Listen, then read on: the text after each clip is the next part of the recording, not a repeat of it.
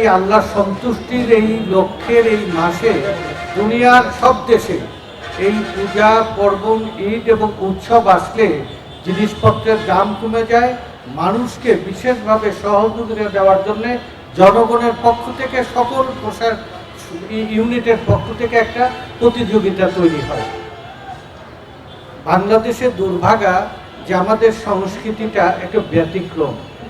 ঈদ আসলেই জিনিসপত্রের দাম বৃদ্ধি করে দেওয়া, ঈদ আসলেই বিভিন্ন হরেক রকমের আয় রোজগারের ব্যবস্থা করা এবং মানুষের দুর্গতি এবং দুর্ভোগ তৈরি করা। এইটা হওয়ার জন্য মানুষের দিকে অভিশাপ আসে। বিশেষ করে আপনারা দেখেছেন যে ঈদ একটা যন্ত্রণা।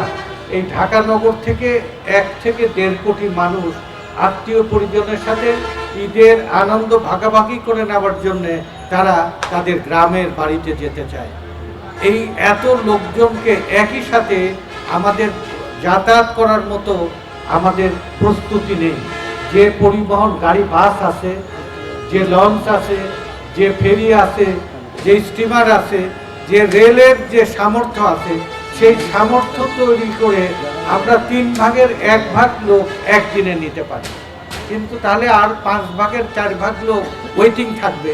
ওয়েটিং থাকলে বিগত দিনে কি হয়েছে, সমস্ত গাড়ি এক রুটে চলার জন্যে এই চট্টগ্রামের শনির আখড়া থেকে শুরু করে এক বিরাট 15, 20, 25 মাইলের যানজট হয়েছে। তারপরে উত্তরবঙ্গের এই যমুনা সেতুর যানজট হয়েছে, এমনকি এই খুলনার এই যে আমাদের পদ্মা সেতু, এখানেও যানজট হয়ে গেছে।